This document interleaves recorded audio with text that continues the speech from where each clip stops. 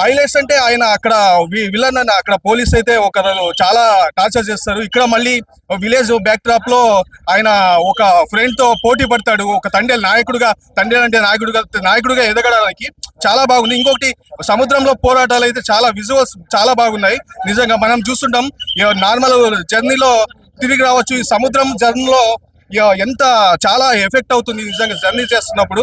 తిరిగి వస్తామో లేదో సముద్రంలో మళ్ళీ నావికాధికారులు ఇటువైపు మన దేశం నావికాధికారులు కానీ, అవుట్ ఆఫ్ కంట్రీ బార్డర్ కానీ, మళ్ళీ ఎన్నో జీవులు కానీ బీభత్సం అన్న. నిజంగా నాకు చాలా హ్యాపీగా అనిపిస్తుంది. మళ్ళీ వాళ్ళ ఫ్రెండ్స్ కోసం ఆయన ఇతరులకు సాయం చేసే విధానం చాలా చక్కగా చూపెట్టాడు. స్క్రీన్ ప్లే మాత్రం చాలా అదరగొట్టారన్న. ఎక్కడ పాయింట్ అయితే బోర్ కొట్టదు. స్క్రీన్ ప్లే క్లియర్ కట్ గా అర్థమయ్యేలా చాలా ఎక్కడ బోరింగ్ సీన్స్ లేకుండా చాలా అదరగొట్టారు. చైతన్య పర్ఫార్మెన్స్ ఎలా ఉంది? నాకైతే బీభత్సం అన్న. నిజంగా ఆయన కెరీర్ లో తిరిగి చూసుకుంటే ఆయన కెరీర్ లో ఇదే బిగ్ హిట్. 2 years కష్టపడినందుకు దానికి తగ్గ ఫలితం అయితే ఖచ్చితంగా దొరికిందన్న. నాకు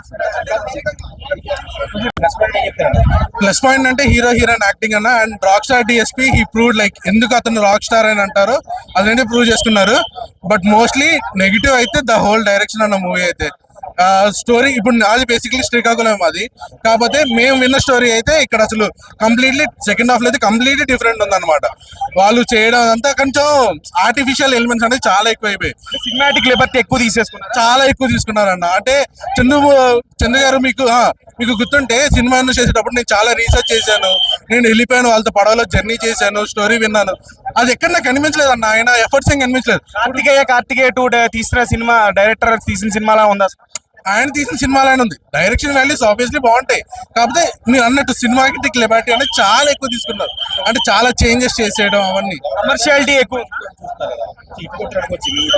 లేదన్నా. నాకైతే ఇది ప్రాపర్ హిట్ అని అనిపించలేదు. మీకు గుర్తుంటే బన్నీవాస్ గారు 2-3 ఇంటర్వ్యూస్ లో అన్నారు, ఏంటి మా నాన్నగారు వచ్చి హక్ చేసుకున్నారు, అల్లు అరవింద్ గారు హక్ చేసుకున్నారు, యాక్టింగ్ ఇలా అయిపోయింది. ఏం లేదన్న. అంత ఇప్పుడు యాక్టింగ్ ఆబ్వియస్లీ వాళ్ళు చేస్తారు కాబట్టి హీరోయిన్స్ అన్న, మనం కాదు కదా. సో అలాంటి మూవీ అయితే నాకు అంత ఎక్కలేదన్న. ఫస్ట్ హాఫ్ లో కానీ సెకండ్ హాఫ్ లో కానీ బాగా లాగ్ ఉందా? ఫస్ట్ హాఫ్ లో it's all about love story. Second half ఏమో వచ్చేసరికి ఆయన తండేలాని ఎందుకు ప్రూవ్ చేసుకోవాలో అది చూపించారు. ఎలిమెంట్స్ బాగున్నాయి కానీ అవి ప్రాపర్ గా జస్టిఫై చేయలేపారని నాకు opinion. Story screen play minus.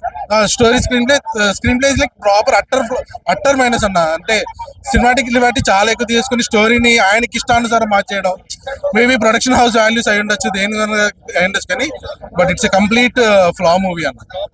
ఫ్లా movie అంటే ఫ్లాప్ అనలేను నేను, ఎందుకంటే వాళ్ళ పర్ఫార్మెన్సెస్ బాగున్నాయి, డైరెక్షన్ వాల్యూ బాగుంది, ప్రొడక్షన్ వాల్యూస్ బాగుంది.